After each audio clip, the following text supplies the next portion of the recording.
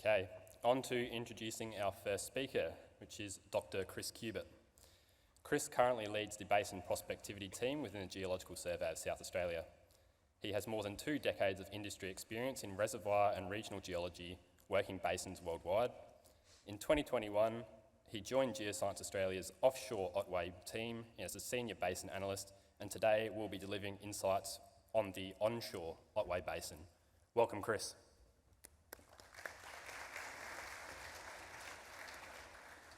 Thank you very much. Can everyone hear me? Yeah, I think we can. Thanks, Mitchell, for those kind words. Let's get into it. Let's get into some oil and gas, particularly gas. I'd like this morning to go through some of the results from our Otway Basin study. So to orientate everybody, this is our Otway Basin map here.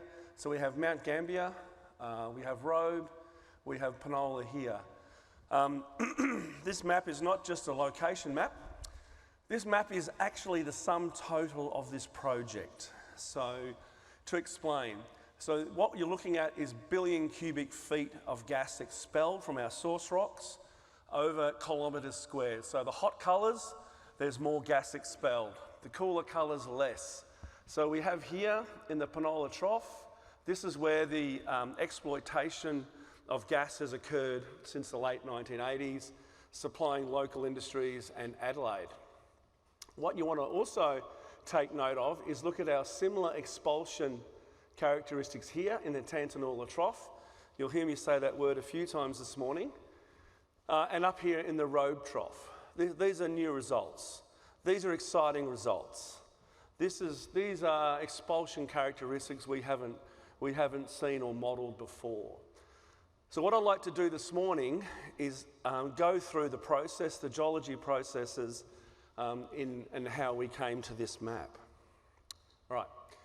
So our project was a 2-year project, accelerated from January this year. We built one petroleum systems model, that's enough, across the whole basin. A petroleum systems model, or a PSM, you require everything. Every bit of geological information and understanding you have is required.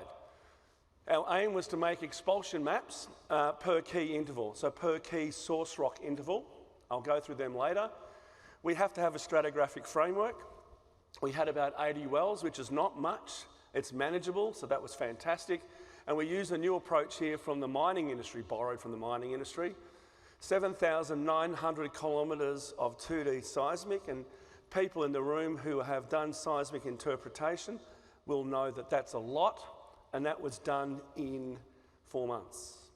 772 metres of core was interpreted, and 6 geology maps were constrained. Now, the geology maps we make for this kind of work are simplistic. We call them gross depositional environment, or GDE maps. They're simple geology maps. They're not paleogeography, they're paleogeography cartoons, if you like. All right. So we have our basin, 6 producing hydrocarbon fields, approximately 63 BCF of gas has been produced, and it's noteworthy that the current modern Katnook gas plant is mothballed. So here we have our Katnook gas plant, Mount Gambier is down here, Robe is up here. This is where the main production has come from in this basin. All right, let's get stuck into some of the geology, shall we? We have 3 different kinds of data: seismic, wells, and core derived information. Let's look at our seismic first. You can see here that blue line. This is the bottom to our purple. This is the bottom of our basin. So this basin initiated in the early Jurassic as Australia and Antarctic started to split. This is the very first point where Antarctica and Australia started to split. The very first rift. So what we have is rift fill. This is our big syn depositional fault, and we have fill of our sediments. In the bottom here, we have our source rocks. These are the rocks that are expelling our hydrocarbons. Up here we have our reservoir rocks, and you'll see them in a few slides' time. And again, our stratigraphy going upwards. We have a well here giving us control. We've been able to update our map. More than 7,000 kilometres of seismic interpretation has enabled over a grid, has enabled us to produce a basement map. Now this is something. To pick the basement is not easy. You can see the amount of noise in here, the seismic response. It's not easy, but we got there. And you're looking at a topography, it's paleotopography basically, where the highs are in the red, the greens are actually the valley. So you can see here's the Penola Trough, and it's a through-going trough. That's also a first. Also the Robe Trough is quite defined and deep. That's 6,000 metres. And the Tantanoola Trough is actually quite well defined now. So as mentioned, seismic wells, our well data. Now traditionally, the interpretation between wells in this basin has been done on a lithostratigraphic basis, which means you're correlating sand to sand to sand to sand. A different approach was taken here. This is from Bettina Bendel's work, formerly of DEM, published in 2023. And this is, what she used was an elemental analysis borrowed from the mining industry. And what you can see here, there's a beautiful layering here, and the different chemical signatures allowed her to make time equivalent layers between wells. This is really critical. If you think about what happens between here and Henley Beach, we have river, we have floodplain, we have swamps, and we have a beach. This is time now, yeah? So this is what we need to understand when we make our geology map of time now. We need to understand all the different environments. So we need a time slice, not a lithology slice. We have this. And one of our experts who lives in this state, he's a global expert, has been trying to break this. He's been trying to break this for months now. He hasn't been able to break it. So we have great confidence. This interpretation enabled the seismic. It was the seismic control for the stratigraphy. The stratigraphy was updated. This is a major step. We have our traditional lithostrat here. We also have an understanding now, or an updated understanding of our depositional environment. These are the environments of deposition which our rocks form in, but we also have our chemostratigraphy intervals here. So altogether, we have to start integrating. It's great to do your seismic, it's great to do your wells, it's great to look at your core, but actually integration is the key. A nice little example we have here, this is from 1988, a core log from 1988, actually by Eleanor Alexander. She interpreted, and myself as well, a lacustrine depositional environment. We can see it right here against our wireline log. So we know that this wireline response is indicative of lacustrine. Lacustrine's a lake. We can also see our through-going reflectors here on our seismic. So we understand lacustrine from core, lacustrine from our wireline, and the through-going reflectors is lacustrine on our seismic. We now control our seismic with our cores. This is fabulous. So we've got a great stratigraphic control on our wells. We understand our cores, and we're now relating our cores, wireline, and seismic together. So, as I said, 772 metres of core were interpreted. 23 environments of deposition were understood. This is too complicated. We can't do 23. What we have to do is we have to roll things up. We have to roll up like-for-like depositional environments. And this is what we've done. So all of our fluvial-like depositional environments, we roll up into a fluvial plain. The fluvial plain is a GDE. All of our lacustrine depositional environments, we roll up. We have a lacustrine GDE. We have a floodplain GDE. These guys, floodplain, lacustrine, are our source rocks. This is where the hydrocarbons are expelling. These guys, the fluvial guys, these are our reservoirs, and I'm going to show you both. So an example of our reservoir, this is the Pretty Hill, the famous Pretty Hill formation. So we can see beautiful sandstones here, planar cross-bedded sandstone. We have here our core log. We know where we are relative to our wireline and to our core plugs, relative to our map. Because this is on depth with our wireline's on depth with our seismic, we can then say this seismic response like this. Remember we had the reflectors through going is lacustrine. This style, like you see this here, this style is fluvial. These are channel cuts. These are channel cutting through the page. But you can see that this reservoir, Katnook 2, is not always sandy. So we have an example here, same well, in this part of the section, we have a heterolithic. So not all of our reservoir interval, remember we're looking at time, is the same, and it's not all sand. So we have a different kind of response. This Y line here is very similar to this well, Chiringa 1, and we can see again our through-going reflectors, which are lacustrine deltaic. So now that we have this understanding, we do this for all of our wells. All these little pictures here are all of our wells. We have a sediment fairway here. We have a sediment fairway Pretty Hill coming down here. And we've constrained it with all of our information seismic and core. The input of our sediment up here is interesting. We can actually see these canyons. These canyons are actually a few hundred metres thick, a few kilometres wide. So our sediment coming in here is coming from these huge canyons up here, the canyon cut. So now we understand all of this. We can see our Pretty Hill reservoir map. We have wells on here that are the same. Sandy, sandy, sandy, sandy. These are our reservoir wells. But in the same interval, same time, to the north, we see wells that aren't sandy. So suddenly we can understand our reservoir interval a lot better. All right, let's have a look at our source rock. Our source rocks are mud. We see our black muds here. We see these are varved or laminated striped muds. These are indicative of cold water sedimentation. This is thaw, freeze, thaw, freeze, thaw, freeze. These sands are well sorted, massive, high energy. They shut on, they shut off. They shut on, they shut off. We also have floating clasts in here. So we understand this to be a lacustrine system, deep, cold. You wouldn't want to go swimming in here. It'd be very, very cold.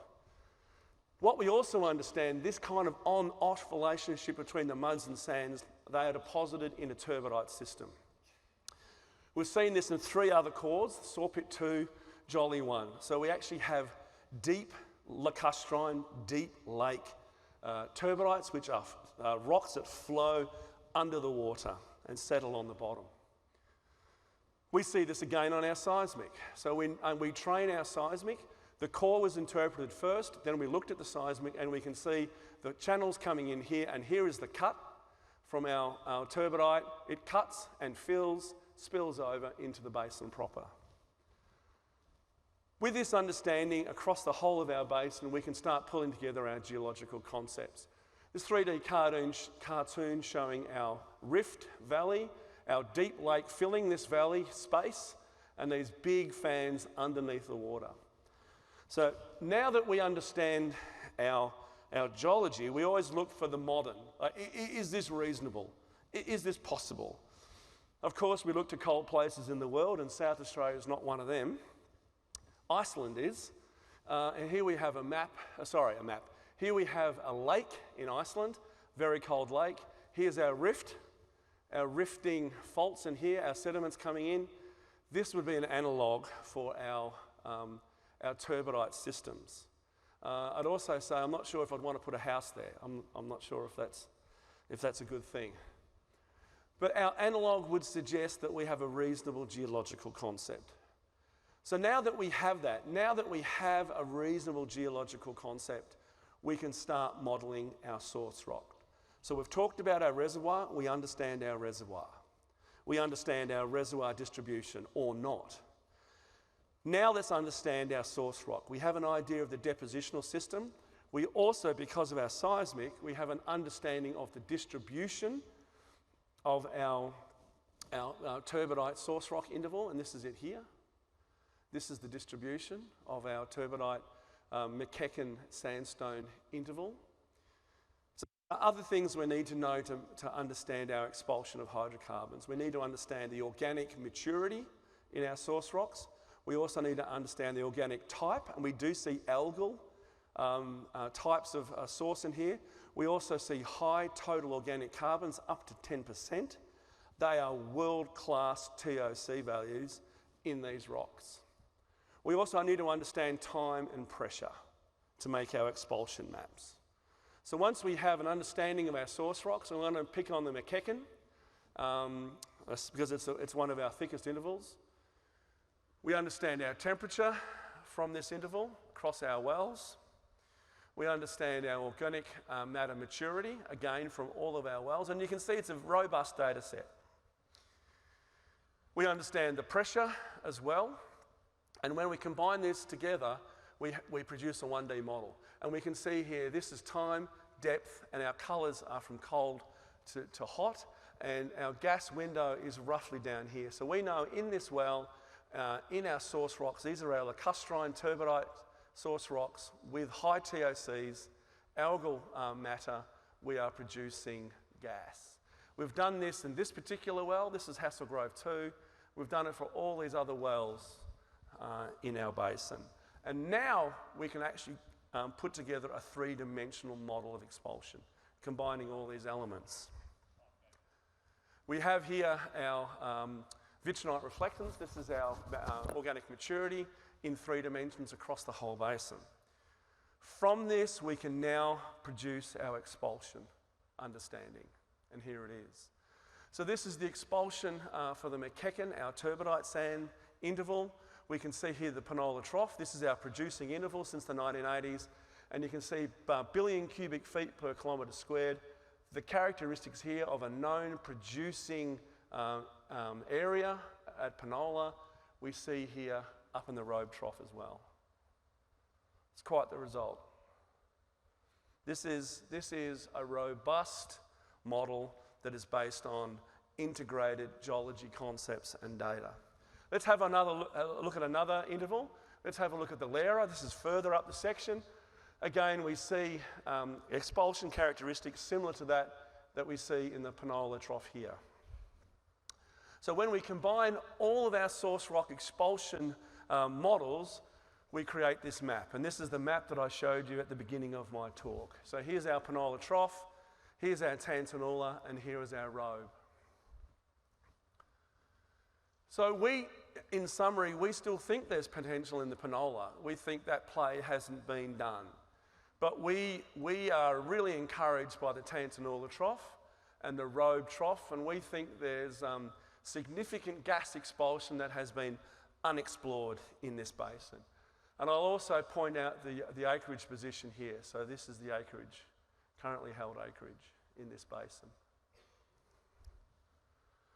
All right, so what are we doing? Post all of this awesome work and that awesome map, of course, we're giving all you guys all the data. So you're getting core logs, all the wireline information, the GDE maps, the expulsion maps. We've put together a Petrus's project with probably more than 66 maps now. We've got an ArcMap project together, and critically, we're releasing the petroleum systems modelling files, the Trinity files, so anybody can do their own modelling of the source rock. Also, we've been accepted for a number of publications in APIA in 2024, and last week we did a fantastic core workshop, Otway, where we looked at the cores in the morning, and in the afternoon we had a look at our seismic and doing our integration. From that process, we actually produced 6 GDE maps in that workshop. So, final messages. It's a whole of basin study. It's complete. The data is out there. We've seen some really encouraging expulsion results in 2 underexplored areas in the Otway Basin. We still think there's significant potential in the Penola.